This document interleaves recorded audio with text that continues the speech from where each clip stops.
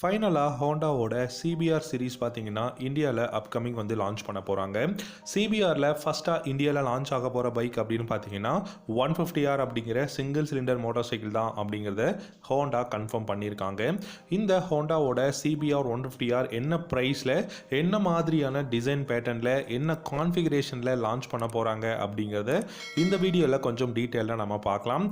உங்களுக்கு ஹோண்டாவோட CPR series பிடிக்குமா, இல்லாட்டி யமஹாவோட R15 பிடிக்குமா அப்படிங்கிறத வீடியோவோட கமெண்ட் செக்ஷனில் கமெண்ட் பண்ணுங்கள். இந்த வீடியோ பிடிச்சிருந்தா லைக் பண்ணிக்கோங்க.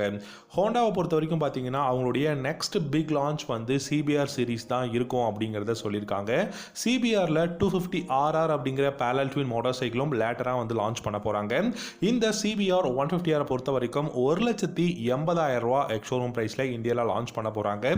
கண்டிப்பாக ப்ரைஸ் இந்த பைக்கோட 155cc இன்ஜின் டிஸ்பிளேஸ்மெண்ட் இது எல்லாத்தையுமே பார்க்கும்போது கண்டிப்பாக R15க்கு மிகப்பெரிய ரைவலாக இந்த பைக் வந்து இருக்க போகுது. இந்த பைக்கோட டிசைனை பொறுத்த வரைக்கும் பார்த்தீங்கன்னா உங்களுக்கு ஹோண்டாவோட சிபிஆர் 650Rோட டிசைன் வந்து இந்த சிபிஆர் 150R அப்படிங்கிற என்ட்ரி லெவல் ஃபுல்லி ஃபேட் மோட்டார் சைக்கிளுக்கு வந்து கொடுத்துருக்காங்க. அதனால் பார்க்கறதுக்கு ரொம்பவே ஷார்ப்பான ஏரோ டைனமிக்ஸ் பாடி பேனல்ஸ் கொடுத்துருக்காங்க. அண்ட் இந்த பைக்கோட அந்த ஒரு லுக்குமே பார்த்தீங்கன்னா ரொம்பவே ஸ்லீக்காக இருக்குது. ஏரோ டைனமிக்ஸ் பாடி பேனல்ஸ் ரொம்பவே ஷார்ப்பாக இருக்கிறதுனால நீங்கள் இந்த பைக்கை ஒரு நல்ல ஒரு பொசிஷனில் ஃபார்வர்ட் லீனிங்கில் ரைட் பண்ணுறீங்க அப்படின்னா ரொம்பவே கம்ஃபர்டபுளாக இருக்கும். கிளிப் ஆன் ஹேண்டில் பார்ஸும் வந்து கொடுத்துருக்காங்க. Twin projector LED head lamps இருக்குது, வித் எல்இடி டிஆர்எல்ஸோட கொடுத்துருக்காங்க. இதோட அந்த ஹெட் லேம்ப் நீங்கள் பார்க்கும்போது ரொம்பவே ஒரு அக்ரெசிவான ஒரு பைக்காக வந்து தெரியும். ஸ்டெப் அப் சீட் கொடுத்துருக்காங்க, அதுவும் ஸ்பிளிட் சீட்டாக தான் இருக்குது. இந்த பைக்கை பொறுத்த வரைக்கும் பார்த்தீங்கன்னா இன்ஜின் அப்படின்னு பார்க்கும்போது 150cc single cylinder liquid gold 4-stroke 4-valve engine தான் யூஸ் பண்ணியிருக்காங்க. இந்த இன்ஜின் ப்ரொடியூஸ் பண்ணக்கூடிய பவர் அப்படின்னு பார்த்தீங்கன்னா 18 ஹார்ஸ் பவரும் உங்களுக்கு 14.8 நியூட்டன் டார்க்கும் இந்த பைக்கால வந்து ப்ரொடியூஸ் பண்ண முடியும். 6-speed கியர்பாக்ஸ் வந்து கொடுத்துருக்காங்க. இந்த பைக்கில் உங்களுக்கு அசிஸ்டன்ட் ஸ்லிப்பர் கிளச்சும் அவைலபிளாக இருக்கு. சஸ்பென்ஷன் செட்டப் அப்படின்னு பார்த்தீங்கன்னா ஃப்ரண்ட்ல கோல்டன் கலர் யூஎஸ்டி ஃப்ரண்ட் ஃபோக்ஸும் ரியரில் மோனோ ஷாக் சஸ்பென்ஷனும் யூஸ் பண்ணியிருக்காங்க. இந்த பைக்கோட பிரேக்ஸ் அப்படின்னு பார்க்கும்போது ஃப்ரண்ட் அண்ட் ரியர் உங்களுக்கு சிங்கிள் டிஸ்க் பிரேக் வந்து யூஸ் பண்ணியிருக்காங்க. டியூவல் சேனல் ஏபிஎஸ் அவைலபிளாக இருக்குது. அலுமினியம் ஸ்விங் ஆர்மும் இந்த பைக்கில் இருக்குது. ஸோ அதனால் பைக்கோட ஸ்டெபிலிட்டியை பற்றின கவலை நமக்கு இருக்கவே தேவை கிடையாது. ஏன்னா இந்த பைக்கோட அந்த அலுமினியம் ஸ்விங் ஆர்ம் பார்த்தீங்கன்னா பைக்கோட ஸ்டெபிலிட்டிக்கு ரொம்பவே யூஸ்ஃபுல்லாக இருக்கும். இந்த பைக் மட்டும் கிடையாதுங்க, சிபிஆர் மட்டும் கிடையாது, அதாவது 150R மட்டும் இல்லை, சிபிஆர் 250Rலையும் பார்த்தீங்கன்னா நிறைய பெஸ்ட்டான கான்ஃபிகரேஷனில் தான் லான்ச் பண்ண போகிறாங்க. அந்த பைக்கில் த்ராட்டல் பை வயர் டெக்னாலஜி எல்லாமே வந்து கொடுக்க போகிறாங்க. இந்த சிபிஆர் 150Rோட அந்த ஒரு பிரேக்கிங் சிஸ்டம் பார்த்தீங்கன்னா டியூவல் சேனல் ஏபிஎஸ் இருக்குது. மேபி ஒரு வேளை நமக்கு குயிக் ஷிஃப்டர்ஸ் கொடுக்கறதுக்கும் பாசிபிலிட்டிஸ் இருக்குது. ட்ராக்ஷன் கண்ட்ரோலோட வரதுக்கும் நிறையவே பாசிபிலிட்டிஸ் இருக்குது. 12 litres of fuel tank capacity கொடுக்க போகிறாங்க. மைலேஜ் அதிகபட்சம் 40 km/லிட்டர் தான் மைலேஜ் கொடுக்க முடியும்.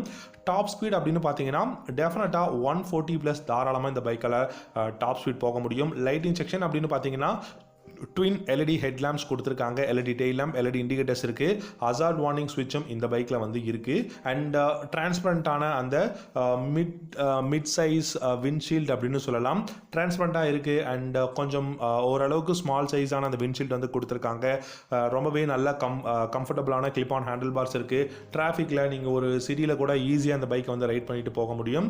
நல்ல பில்டு குவாலிட்டி, இன்ஜின் பர்ஃபார்மன்ஸும் பெஸ்ட்டாக இருக்குது. அண்ட் இந்த பைக்கில் பார்க்குறதுக்கே வந்து ஒரு ப்ரீமியம் லுக்காக இருக்கிறதுக்கான காரணம் என்னன்னா பிளாக் அவுட் ஆன அந்த இன்ஜின்ஸாக இருக்கட்டும், இல்லாட்டி இன்ஜின் பார்ட்லேருந்து வரக்கூடிய அந்த எக்ஸாஸ்ட் பைப் எல்லாமே பிளாக்காக இருக்கிறதுனால பார்க்கறதுக்கு ஒரு நல்ல ப்ரீமியம் ஒரு லக்ஸுரி பைக் மாதிரி தான் நமக்கு வந்து தெரியும். டாப் ஸ்பீட் என்ன பொறுத்த வரைக்கும் பார்த்தீங்கன்னா 140+ தாராளமாக சிபிஆர் 150R போக முடியும் அப்படிங்கிறது தான். இந்த பைக்கில் நல்ல கம்ஃபர்டபுளான ஒரு பொசிஷன் அப்படின்னா ஃபார்வர்ட் லீனிங்கில் தான் நீங்கள் ரைட் பண்ணி ஆகணும். ஆனால் எல்லா ஸ்போர்ட்ஸ் மாடல் பைக்கில் இருக்கிற மாதிரி ஸ்டெப் அப் சீட் தான் கொடுத்துருக்காங்க. பில்லியன் கொஞ்சம் கம்ஃபர்டபுளாக இருக்க முடியாது. ஒரு ஷார்ட்டான ரைடுனா ஓகே, பட் லாங் ரைடு அப்படின்னா ரொம்பவே கஷ்டமாக இருக்கும். ஏன்னா முழுக்க ஏரோ டைனமிக்ஸ் பாடி பேனல்ஸ் வந்து யூஸ் பண்ணணும், ஏரோ டைனமிக் ஷேப் இருக்கணும். அப்படிங்கிறதுக்காக எந்த ஸ்போர்ட்ஸ் பைக்லையுமே அந்த பில்லியன் சீட் அப்படிங்கிறது ஷார்ட்டாக தான் இருக்கும். அதை நம்ம ஒன்றுமே பண்ண முடியாது.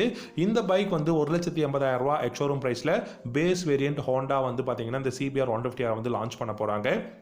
கூடிய சீக்கிரம் யமஹாவோட R15க்கு மிகப்பெரிய ரைவலாக இந்த பைக் வந்து இருக்க போகுது. நீங்கள் இந்த சிபிஆர் 150R பற்றி என்ன நினைக்கிறீங்க? உங்களுக்கு சிபிஆர் சீரிஸ் பிடிக்குமா, இல்லை R15 சீரிஸ் பிடிக்குமாங்கிறத காமெண்ட் செக்ஷனில் கமெண்ட் பண்ணுங்கள். இந்த வீடியோ இவ்வளோ நேரம் பார்த்ததுக்கு ரொம்பவே நன்றி. தேங்க்யூ ஸோ மச் ஃபார் வாட்சிங். அடுத்த வீடியோவில் நம்ம பார்க்கலாம்.